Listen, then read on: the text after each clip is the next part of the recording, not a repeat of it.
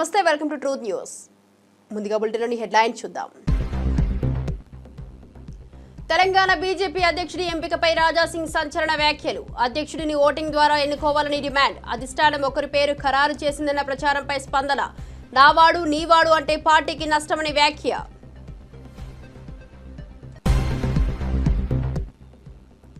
తన భర్త అమాయకుడు అన్న పూర్ణచంద్ర భార్య స్వప్న స్వేచ్ఛ తన భర్తను వేధించిందని ఆరోపణ. పూర్ణచంద్రను బ్లాక్మెయిల్ చేసిందని వెల్లడి.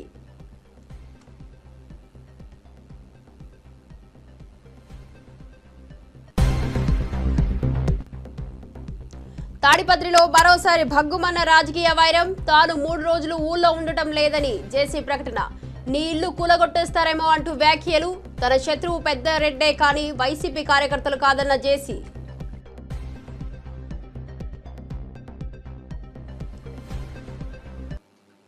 డీటెయిల్ చూస్తే అమరావతిలోని ముఖ్యమంత్రి నివాసంలో ఆదివారం రాత్రి జరిగిన విందు భవిష్యత్తుకు బీజాంకురం క్వాంటం శాస్త్రజ్ఞులు, ప్రపంచ ఐటీ దిగ్గజాలు, జాతీయ మేధో నేతలు ఒకే వేదికపై సమావేశమయ్యారు. IBM, Microsoft, AT&T, Warner brothers discovery వంటి కంపెనీల ప్రతినిధులు పాల్గొన్నారు. విందులో ఉన్న ప్రతి ఒక్కరూ తమ రంగాల్లో అంతర్జాతీయంగా పేరు ప్రఖ్యాతులున్న వారే. టెక్ దిగ్గజాలు Microsoft, IBM, Amazon, HCL, TCS, Bharat Biotech, doctor Reddy's వంటి సంస్థలు ప్రతినిధులు విందులో పాల్గొన్నారు. ఈ సమావేశం భవిష్యత్తుకు న్యూవే ప్రణాళికలపై చర్యలకు వేదికైంది. ఈ భేటీ ఆంధ్రప్రదేశ్ అభివృద్ధికి కీలకమని విశ్లేషకులు భావిస్తున్నారు.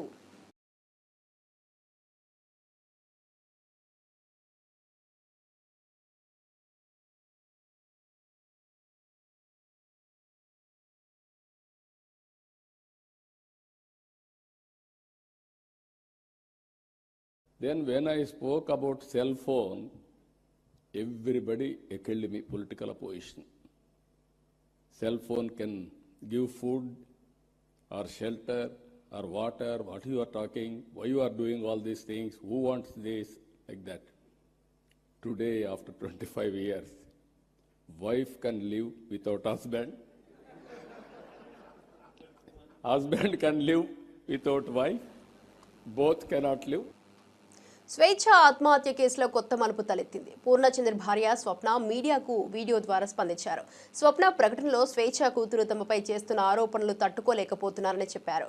పూర్ణచంద్ర స్వేచ్ఛను సొంత బిడ్డలా చూసుకున్నారని, స్వేచ్ఛ తనను కూడా టార్చర్ పెట్టిందని స్వప్న పేర్కొన్నారు. తాను తన భర్తకు పదే కాల్స్ చేసి స్వేచ్ఛ ఇబ్బంది పెట్టిందని తెలిపారు.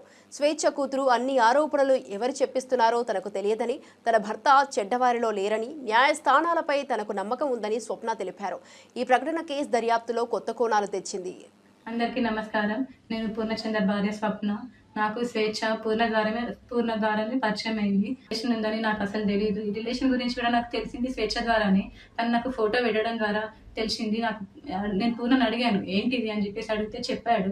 చెప్పినాక నాకు ఆయనకి గొడవలు స్టార్ట్ అయింది. అక్కడ నాకు ఇంకా తెలిసింది ఏంటంటే అక్కడ కూడా తనతో గొడవలు ఉంటున్నాయి అని చెప్పేసి అంటే ఇంకా నేను ఆయన ఎందుకు ప్రెజరైజ్ చేయాలి అని చెప్పేసి నేను ఆయనను వదిలేసాను. నేను మీడియా ముందుకు ఎందుకు వచ్చానంటే ఇప్పుడు స్వేచ్ఛ కూతురు మా ఆయన మీద నిందలు వేస్తుంది. ఆ నిందలు నేను చూసి తట్టుకోలేక నేను వచ్చాను బయటికి. నా పిల్లలతో పాటే కూడా తీసుకున్నాడు. స్కూల్లో జాయిన్ చేశాడు, ఫీజులు కట్టాడు. నా పిల్లలకి బట్టలు తీసుకున్నప్పుడు ఆయన కూడా తీసుకునేవాడంట. నేను నీ కన్న తండ్రి కూడా వదిలేసి వెళ్ళిపోయాడు. వెళ్ళిపోతే కూడా పూర్ణ ఆ స్థానం తీసుకున్నాడు. కన్న తండ్రి కన్నా ఎక్కువనే చూసుకున్నాడు. నా కూతురుని ఎలా అయితే చూసుకున్నాడో నిన్ను కూడా అలానే చూసుకున్నాడు. కానీ నువ్వు ఇలాంటి నిందలు వేయడం కరెక్ట్ కాదు. ఇంకా స్వేచ్ఛ కూడా చాలా నన్ను టార్చర్ పెట్టింది. ఈ విషయం తెలిసినాక కూడా నేను డిప్రెషన్లోకి వెళ్ళిపోతే నన్ను పూర్ణ కాశీకి తీసుకెళ్ళాడు మైండ్ రిఫ్రెష్మెంట్ కోసం. తీసుకెళ్తే అక్కడ కూడా ఫోన్ చేసి సతాయించింది. ఎందుకు తీసుకెళ్తున్నావు, ఆమె ఎవరు అని చెప్పేసి నువ్వు తీసుకెళ్తున్నావని సతాయించింది. ఆయన ఫోన్ లిఫ్ట్ చేయకపోతే నా ఫోన్కి చేసి సతాయించింది. అసలు ఎక్కడికి తీసుకెళ్ళినా, ఫంక్షన్కి వెళ్ళినా, ఎక్కడున్నా కూడా నువ్వెందుకు ఆమెతో ఉంటున్నావు, నా దగ్గరకు వచ్చేసాయి అని చెప్పేసి చాలా బ్లాక్మెయిల్ చేసింది. ఎప్పుడు చూడండి స్లీపింగ్ పిల్స్ మింగడం. నాకు ఆడపిల్ల ఉంది. స్వేచ్ఛ కూతురు కూడా నా కూతురు లాగానే చూసుకున్నాడు. నాకు తెలియకుండా పిల్లలని ఆమె దగ్గరికి తీసుకొని వెళ్ళి ఆడిపిస్తుంటే వచ్చేవాడు. తర్వాత నాకు నా పిల్లలు చెప్పారనమాట, అమ్మ ఒక అక్క దగ్గరికి వెళ్ళి ఆడుకుంటున్నాను, ఒక ఆంటీ ఉన్నది, ఒక ఆంటీ నన్ను అమ్మ అని పిలవమని చెప్పింది అని చెప్పేసి నా కూతురు చెప్పింది. నా కూతురు చెప్తే నాకు తెలిసింది. తన వెనకాల ఎవరుండి చెప్పిస్తున్నారో కూడా నాకు తెలీదు. కానీ ఇవన్నీ చేయొద్దు నువ్వు. మా ఆయన మీద నాకు నమ్మకం ఉంది. ఆయన అంత చెడ్డ మనిషి కానే కాదు. ఇంత చేరదీసిండు నిన్ను మీ మమ్మీని ఇంత చేరదీసినా కూడా నా బతుకుని మీ మమ్మీ 2026 మార్చి 30 లోపు దేశం నక్సలిజం సమస్యను పరిష్కరిస్తామని కేంద్ర హోంమంత్రి అమిత్ షా ప్రకటించారు. ఆయుధాలు వదిలి లొంగిపోతేనే మావోయిస్టులతో చర్చలు జరుగుతాయని స్పష్టం చేశారు.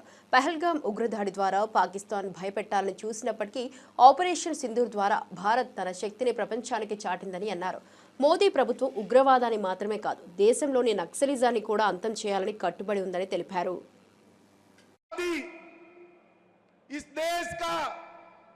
आदिवासियों के क्षेत्र में 40,000 लोगों का जान गया। मेरे कई आदिवासी भाई पैर गवा बैठे, हाथ गवा बैठे, जान गवा बैठे। मुझे बताओ निजामाबाद वालों, ये नक्सलवादियों को समाप्त करना चाहिए या नहीं करना चाहिए? जोर से बोलो, करना चाहिए या नहीं करना चाहिए? ये तेलंगाना कांग्रेस पार्टी के अध्यक्ष कहते हैं कि इनको शरण में लाओ। कौन ना बोल रहा है भाई? जिसको सरेंडर करना है करे। मैं इस मंच पर से कहता हूं, सारे लोग हथियार छोड़ दो और सरेंडर करो।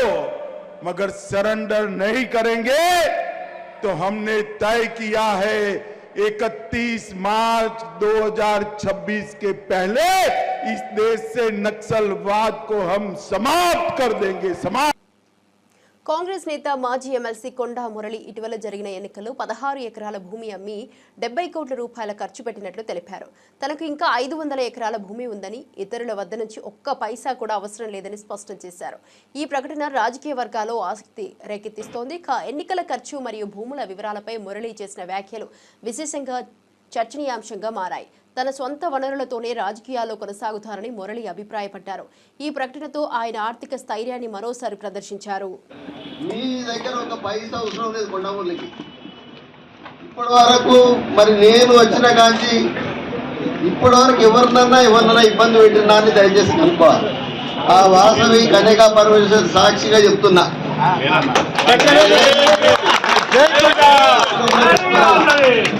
ఎందుకంటే మా నాన్న వదన్నారు, ఇంకా 500 ఎకరాలు నాకు. మొన్ననే 16 ఎకరాలని ఎలక్షన్కి వచ్చిన 70 కోట్లు ఖర్చు పెట్టిన. ఇప్పుడు అందరికీ తెలుసు. మీరు వ్యాపారి కూడా. వరంగల్ జిల్లాలో మొట్టమొదటగా మరి ఛాంబర్ ఆఫ్ కామర్స్ లో ఉండేది మరి కన్నప్ప చిత్రంపై సుప్రీం లార్డ్ ఆదేశించినట్లు అనుభవించినట్లు మంచు మోహన్ బాబు తెలిపారు. తాజాగా విడుదలైన ఈ చిత్రం మంచి సమీక్షలు పొందింది. ఎన్నేళ్ల తర్వాత కూడా అభిమానులు ప్రశంసలు అందిస్తున్నారని అన్నారు. కన్నప్ప సినిమాలో మంచు విష్ణు ప్రధాన పాత్రలో నటించగా ముఖేష్ కుమార్ సింగ్ దర్శకత్వం వహించారు. మోహన్ బాబు నిర్మాత, ప్రభాస్, అక్షయ్ కుమార్, మోహన్ లాల్ కీలక పాత్రల్లో నటించారు. హైదరాబాద్ లో నిర్వహించిన థ్యాంక్స్ మీట్ లో మంచు మోహన్ బాబు మాట్లాడారు. ఇప్పుడు ఏదో సంవత్సరానికి 1-2 సినిమాలు, అప్పుడు ఇన్ని సభలు ఉండేటివి కాదు. ముందుగా హృదయపూర్వక అభినందనలు తెలియజేయవలసింది నా అభిమానులకి. దాదాపు 50 సంవత్సరాలు నటుడిగా, విలన్గా ఉన్నప్పటి నుంచి నన్ను ప్రేమించే వ్యక్తులు ఈ రోజుకి ఒక హీరో చేసినా, విలన్ చేసినా ఆ అభిమానులకి ముఖ్యంగా ఎంత రుణపడి ఉన్నానంటే నా వంతు నేను ఏం చేస్తున్నదని ఆ అభిమానులకు తెలుసు. వాళ్ళు ఈ రోజుకి బ్యానర్లు కట్టుకుంటూ ఇన్ని సంవత్సరాల తర్వాత విజయం వచ్చిందని వాళ్ళు ఫోన్లు చేస్తూ వాళ్ళు మాట్లాడుతున్నారంటే ఇది పూర్వజన్మ సుకృతం. నేనేం మాట్లాడాలి? ఈ సినిమాలో నటించినటువంటి నటీనటులు అందరూ, మా బావ దగ్గర నుంచి ప్రభాస్, ప్రతి నటీనటులకు కాఫీ ఇచ్చే కుర్రవాడి దగ్గర నుంచి ప్రతి ఒక్కరికి, నా దర్శకుడికి, ఎవ్రీబడి ఒక్కొక్కరికి రచయితలకి, డైరెక్టర్ ఆఫ్ ఫోటోగ్రఫీ, ప్రతి ఒక్కరికి, అందరూ చిన్నవాడు కాబట్టి నాకు కూడా అందరికీ నా హృదయపూర్వక అభినందనలు. ఏ భగవంతుడి వరాన నా తల్లిదండ్రులను ఆశీర్వదించి నాకు జన్మనిచ్చినటువంటి నా తల్లిదండ్రులు, ఆ పరమేశ్వరుడే ఈ సినిమా తీయమని ఆజ్ఞాపించాడేమో, లేకపోతే మనం ఎంత. కాబట్టి ఇది పూర్వజన్మ సుకృతంగా భావిస్తూ నాకు ఈ అవకాశాన్ని కల్పించినటువంటి భగవంతుడికి, ఆదరిస్తున్నటువంటి ప్రేక్షకులకి, ఎప్పటికీ ఆ ప్రజల ఆశీస్సులు నాకు ఉండాలని, నా కుటుంబానికి ఉండాలని, ఆ సర్వేశ్వరుడి ఆశీస్సులు మీ అందరికీ ఉండాలని హృదయపూర్వకంగా ప్రార్థిస్తూ పేరు చెప్పాలంటే తాడిపత్రి టీడీపీ కార్యకర్తల శత్రువు కేవలం మాజీ ఎమ్మెల్యే కేతిరెడ్డి పెద్దారెడ్డేనని, వైఎస్ఆర్సీపీ కార్యకర్తలు కాదని జేసీ ప్రభాకర్ రెడ్డి అన్నారు. సమయానికి పెద్దారెడ్డి అసెంబ్లీ ఎన్నికల్లో చేసిన వివాదాస్పద వ్యాఖ్యలు గుర్తు చేశారు. తాను గెలిచినా ఓడినా తాడిపత్రిలో ఫ్యాక్షనిజం చేస్తానని ప్రకటించారు. ఈ కారణంగా టీడీపీ నేతలు పెద్దారెడ్డిని తాడిపత్రికి రాకుండా కొంతకాలంగా అడ్డుకుంటున్నారు.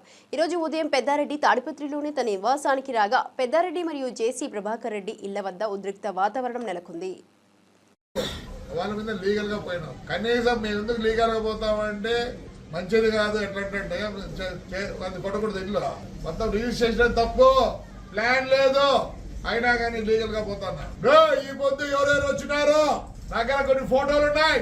మా కార్యకర్తలు ఏమంటారు, మేము తొందరలో వస్తాం, రఫా రఫా రఫా రఫా, మేము జైలు కట్టేయాలి. పొద్దు నుంచి రఫా రఫా రఫా వాడి కోసం వచ్చిన మాకు వేరే వాళ్ళకి అవసరం లేదు. చూడండి మా కార్యకర్తలు ఎలా ఉన్నారో చూపిస్తాను. నేను ఇన్ని రోజులు వద్దప్ప, బాగుందాం, అవసరం లేదు ఫ్రాక్షన్ నేనంటే ఈడు హీరోగాడు వస్తాడు, వానెంబడి వచ్చినారు. చూడే మేమే సరెండర్ అవుతామంటున్నారు. మా ఇండ్ల కాడికి వచ్చి మా 1 రూమ్ల వరకు పోయి పెద్ద మనుషులు ఎవరికైనా చెప్తారా ఇవే స్టేట్మెంట్లు ఇచ్చేది. 4 సంవత్సరాలు ఉంటే కొత్త జైలు కట్టుకున్నా ఏమేం మాట్లాడతారా? నోరు పోసుకొని ఉంటే వాడి గురించి మాట్లాడతాను, మీ గురించి ఒక్క రోజు మాట్లాడలేదు. మీరు వద్దు, మాకొద్దు. ఏం కార్యకర్తలు ఉండాలి, అదికి ఇదికి ఉండాలి. పొద్దున్నే చూడండి మా వాళ్ళు, నేను ఎట్లా గట్టిగా పట్టుకొని కూర్చుండే. నేను కూడా ఊరు పోతానన్నా, టూర్ పోతానా, నాకేం సంబంధం లేదు. రఫా రఫా రఫా రఫా మీరు 4 సార్లు అన్నారు. పొద్దున్నే చూడండి. అందుకే నన్ను ఊరికి పంపిస్తాను. పోతున్నా వాడి దగ్గర వచ్చి వాడికి సాయం చేసినప్పుడు కదా మేము రఫానే. మా కార్యకర్తలు అంటున్నారు, చూసుకోండి. లిస్ట్ ఉందప్ప, ఆల్రెడీ లిస్ట్ ఉంది. మీ ఇండ్ల కాడ ఆడోళ్ళు మొగోళ్ళు కూడా చూసుకోరు. ఎందుకంటే కొందరు ఆడోళ్ళు ఎవరమ్మదే పైన చాలా మాట్లాడుతుందా బాబా. మేము కూడా కార్యకర్తలు ఆడోళ్ళు ఉన్నారు, మాట్లాడరు. భద్రంగా ఉండండి. చంద్రబాబు మంచోడు, నా కాన్స్టిట్యూన్సీ వరకు ఉండదు. మేము బాధలు పడినాం, జైల్లోకి పోయినాం, అన్ని పోయినాయి. ఆడపిల్లలు కూడా జైలు పోయినారు. రేపు నుంచి వేరే వాడి ఇంటికాడికి వాడితో వాడి వచ్చిన వాళ్ళకు, పెద్దారెడ్డి గారితో వచ్చిన వాళ్ళకు ఆయన ఇంట్లో కూర్చోండి. మమ్మల్ని జైలే వాడు వాడి కొడుకు. ఇంకా చాలా ఉంది టైం. రాజకీయం చేసినావా, లెక్కలు సంపాదించుకున్నావు. దారా ధైర్యం రారా, నీ కార్యకర్తలు ఉన్నారు ఇక్కడ. 5 నెలలు టేబుల్ పెట్టిలే. వాడు హీరోగాడు టేబుల్ పెట్టిలే. నువ్వు అనుకుంటానేమో నేను డిస్టర్బ్ చేయదలుచుకోలే స్టూడెంట్స్ ని, వాళ్ళ ఫ్యూచర్ చెడగొట్ట తెలుసుకోలే. నేను లీగల్ గానే పోతాను. లా అండ్ ఆర్డర్ నేను కోర్టుకు పోతా. తెలంగాణ బీజేపీ రాష్ట్ర అధ్యక్షుడి నియామకంపై ఎమ్మెల్యే రాజాసింగ్ సంచలన వ్యాఖ్యలు చేశాడు. నావాడు నీవాడు అంటూ అధ్యక్షుడిని నియమించుకుంటే పార్టీకి నష్టం జరుగుతుందని హెచ్చరించారు. రాష్ట్ర అధ్యక్షుడిగా ఒక వ్యక్తిని అధిష్టానం నిర్ణయించినట్టు ప్రచారం జరుగుతోందని అన్నారు. రాష్ట్ర అధ్యక్షుడిని బూత్ కార్యకర్త నుంచి ముఖ్య నేత వరకు ఓటేసి ఎన్నుకోవాలని రాజాసింగ్ సూచించారు. ఈ వ్యాఖ్యలు తెలంగాణ బీజేపీ వర్గాల్లో కలకలం రేపాయి. పార్టీలో నాయకత్వ నియామకంపై రాజాసింగ్ అభిప్రాయం రాజకీయ వర్గాల్లో చర్చనీయాంశంగా మారింది. జనతా పార్టీ ప్రెసిడెంట్ ఏ విధంగా ఎన్నుకోవాలంటే బూత్ కార్యకర్త నుంచి సీనియర్ అధికారుల వరకు, సీనియర్ అధికారుల నుంచి పార్టీ యాక్టివ్ మెంబర్ వరకు అందరు కూడా ఓట్ వేసిన తర్వాతనే Bharatiya Janata party Telangana president declare అయితే చాలా బాగుంటుందని నేను వ్యక్తిగతంగా అనుకుంటున్నాను. ఎందుకంటే గతంలో చాలా వరకు ఏ విధంగా వార్తలు నడిచిందంటే ఇది నా మనిషి, ఇది నీ మనిషి, ఈ నా మనిషి నీ మనిషి వల్ల పార్టీ సర్వనాశనం అయింది. అట్లాంటి కావద్దు. తెలంగాణలో భారతీయ జనతా పార్టీ ప్రభుత్వం రావాలంటే భారతీయ జనతా పార్టీ బూత్ కార్యకర్త మంచి ప్రెసిడెంట్ కావాలని నేను వ్యక్తిగతంగా అనుకుంటున్నాను. ఎందుకంటే చాలా వరకు కింద స్థాయి కార్యకర్తల మధ్యలో మేము ఉంటాం. కింద స్థాయి కార్యకర్తలు ఆలోచన ఏ విధంగా ఉంటుంది, ఎందుకంటే ఆ కింద స్థాయి కార్యకర్తల వల్లనే వాళ్ళు పని చేసినందుకే ఇవాళ 8 మంది ఎమ్మెల్యే మనం తెలంగాణలో గెలిచినాం. ఆ కింద స్థాయి కార్యకర్తలు, బూత్ కార్యకర్తలు పని చేసినందుకే 8 మంది ఎంపీలు కూడా గెలిచినాము. అందుకోసం ఆ కింద స్థాయి కార్యకర్త నుంచి పై అధికారి వరకు మా ప్రెసిడెంట్ ఈ విధంగా ఉండాలి, మేము ఈయనకి ఓటు వేస్తాం, ఆ విధంగా ఒక ఏపీ ప్రభుత్వం అమరావతిలో ప్రతిష్టాత్మకంగా ఏర్పాటు చేయనున్న క్వాంటమ్ వ్యాలీపై విజయవాడలో వర్క్షాప్ జరిగింది. ముఖ్యమంత్రి చంద్రబాబు, మంత్రి నారా లోకేష్ ఈ కార్యక్రమంలో పాల్గొన్నారు. ప్రపంచవ్యాప్తంగా క్వాంటమ్ అండ్ ఎకోసిస్టమ్ పరిస్థితి గురించి ప్రతినిధులను అడిగి తెలుసుకున్నారు. ఇక క్వాంటమ్ వ్యాలీ అభివృద్ధిపై చర్చించారు. ఈ వర్క్షాప్లో పాల్గొన్న ప్రతినిధులు, పరిశ్రమల ప్రముఖులు తమ అభిప్రాయాలు వ్యక్తం చేశారు. ఈ కార్యక్రమం ద్వారా అమరావతిలో క్వాంటమ్ వ్యాలీకి సంబంధించిన ప్రణాళికలు మరింత వేగవంతమయ్యాయి. Yeah, that is important. So in each hub there will be about 40 researchers. What about other countries which is leading as on Sir, today currently in national, type of total ecosystem? Yeah, so I think in the national quantum mission type, the countries are having mission. Yeah. Germany is having 5, 6, but where are they? US is really, if you look at the recent 2024 report which has just come a few days, 2 days back. Okay, let me say it not to be quoted. India is right now at 9th place in quantum, or 7th place depending on the way you count. Our goal is in the mission from 7th to 3rd. So the first one is US. They have a good margin because they started early also, and then we have China and France and Germany. So our goal is from 7th we have to jump to 3rd. So how many years? Sir, we in next 4-5 years, I think. Minimum, because sorry, I was saying in sensing and communication, we can really be the top 3 in next 3 years. yeah. And in computing, if we focus on algorithms for the first 3 years, we can make a difference. The way we did in software as a service. Yeah. That's where our strength should be also, because now you can buy time. Even before your computer comes here in 1 year, we should make the Only problem is even IT software also we missed products. Yes, That yes. is the biggest challenge Yes, now. exactly. Yes. I always used to tell for the last 30 years, even now we are not moving. Yeah. That is where we are having money and also scaling. we didn't do that like banking software or like what Germany thing is. All that they took the lead. This is where we had to create challenges for our youth Yes. and institutions. Then they had to Yes. break through. Now earlier nobody used to understand it is different, but now we are all there, Yes. and PM and all of you. What are you doing? Sir, these are the quantum labs. Communication. These are the labs that we would like to set up across engineering colleges. This is for the SSB minor program. So AICT has already launched a minor program, sir. Already 9 universities from Andhra Pradesh. So they have developed small, what about teaching labs, for students and other things. And now we have launched that program also for. Tirumala శ్రీవారిని ప్రముఖ సినీ నటుడు are Madhavan, singer Rahul Sipligunj దర్శించుకున్నారు. ఈ సందర్భంగా వారు సుప్రభాతం సేవలో పాల్గొన్నారు. శ్రీవారి ఆలయంలో ప్రత్యేక పూజలు నిర్వహించి తమ భక్తిని వ్యక్తం చేశారు. తిరుమల దర్శనానికి వచ్చిన మాధవన్, రాహుల్ అభిమానులతో సందడి చేశారు. ఆలయ అధికారులు ప్రత్యేక స్వాగతం పలికారు. వీరి దర్శనం ఆలయ ప్రాంగణంలో విశేషంగా చర్చనీయాంశమైంది. భక్తులు, అభిమానులు పెద్ద ఎత్తున హాజరై వీరి దర్శనానికి సంతోషం వ్యక్తం చేశారు.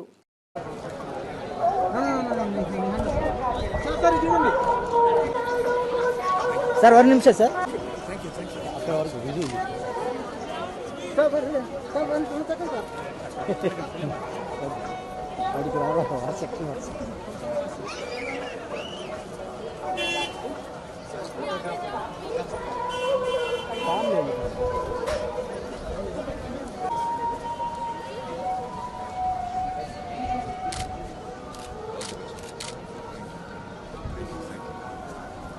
రా ఫాస్ట్. Okay okay madam.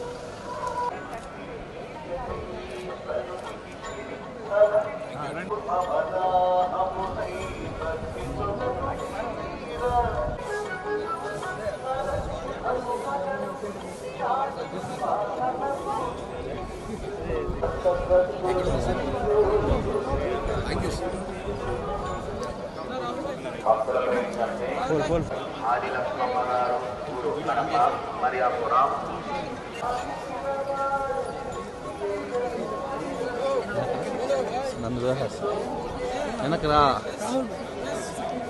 మహా వెనకరా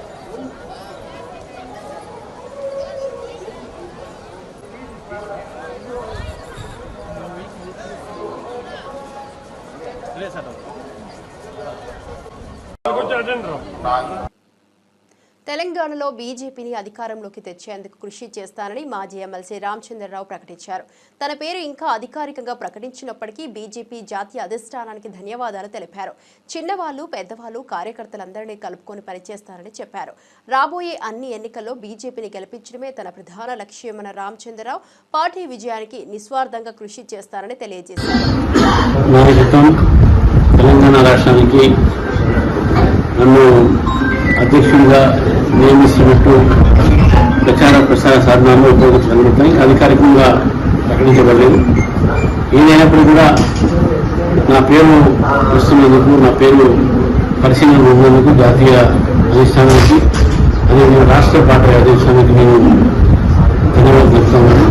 పార్టీని అధికార దిశలో తీసుకుపోయేటటువంటి ప్రయత్నం చేస్తానని చెప్పేసి నాకు అవకాశం ఇస్తే అనే తర్వాత అందరినీ, అంటే చిన్నవారిని పెద్దవారిని కార్యకర్తల్ని అందరినీ కూడా కలుపుకొని తీసుకుపోయేటటువంటి పార్టీని తీసుకుపోయి రేపు రాబోయేటటువంటి స్థానిక ఎన్నికలు కానీ, రేపు 2 రోజులకు జరిగిపోయిన మున్సిపల్ ఎన్నికలు కానీ, లేకపోతే తెలంగాణ శాసన సభ ఎన్నికలు కానీ, ఏ ఎన్నికలు జరిగినా కూడా భారతీయ జనతా పార్టీ అధికారంలో రావాలి అనేటటువంటి ఒక లక్ష్యంతోనే పార్టీ కోసం పనిచేస్తాము. నాయకత్వం తెలంగాణ రాష్ట్రానికి. మహా టీవీపై దాడి ఖండించిన నీతుల నాయుడు డెక్కన్ క్రానికల్ పై టీడీపీ దాడి జరిగినప్పుడు ఎక్కడికి పోయారని ఎమ్మెల్యే జగదీష్ రెడ్డి ప్రశ్నించారు. మహా న్యూస్ కూడా నీతుల నాయుడేనని, ఆయనకు ముందే సమాచారం ఎలా తెలిసిందని అన్నారు. చిత్రగుప్త ఛానల్పై బీజేపీ చేసిన దాడుల గురించి కూడా నీతులు మాట్లాడుతున్నారని విమర్శించారు. అందరి బాగోతాలు తనకు తెలుసని హెచ్చరించారు. ఈ వ్యాఖ్యలు రాజకీయ వర్గాల్లో తీవ్ర చర్చనీయాంశమయ్యాయి. వాళ్ళు ఏమని తగలబెట్టించారు డక్కన్ క్రానికల్ ఆఫీస్ని? నిన్న నీతి సూత్రాలు వల్లించటానే కదా డక్కన్ క్రానికల్ ఆఫీస్ని తగలబెట్టించింది. ఎందుకు ఆంధ్రప్రదేశ్లో ఇవాళ ఇంకా దాడులు జరుగుతున్నాయి? ఒక ఛానల్ని మొత్తమే నిషేధం పెట్టి రాణిస్తలేరు నీతుల నాయుడు గారు. 2 నిమిషాల్లోనే తెలిసింది నీకు ఇక్కడ పూర్తి కాకముందే, మా పిల్లల నిరసన పూర్తి కాకముందే తెలిసేసింది నీకు సమాచారము. ఎట్లా తెలిసింది? నీది కాబట్టి, జరుగుతున్నదంతా నీది కాబట్టి, నీ నీడలో నడుస్తుంది కాబట్టి, నీ డైరెక్షన్లో, నీ కన్సర్న్లో నడుస్తుంది కాబట్టి తెలిసింది ఆ నిమిషంలో. మా తెలంగాణలో చాలా జరిగినాయి దాడులు, మరి మా వాళ్ళ మీద తెలవలేదు. ఎక్కడి నీతులు?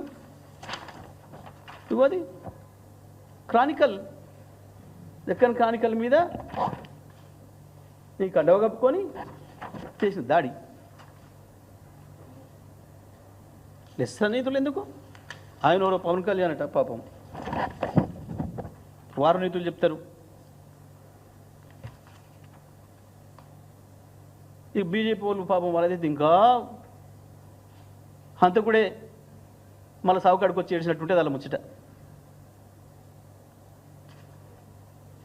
ఏదో నీకు మాట్లాడలేదు అన్నాడు పిల్లగాడు చిత్రగుప్త ఛానల్ అని, బండి సంజయ్కి మాట్లాడరాలేదు అన్నాడు. నిజమే, నీ మాట అర్థం కాక తత్తరపిత్తర నుండి వాళ్ళు అన్నాడేమో. దాడి చేసి దాన్ని క్లోజ్ చేయించింది అంక. ఈ శాంతి బహుమతులు పొందిన వాళ్ళు మునగాని వీళ్ళంతా నోబెల్ శాంతి బహుమతులు పొందిన మునగాని వీళ్ళు మాట్లాడతారు మీడియాల గురించి ఒక్కడొక్కడు.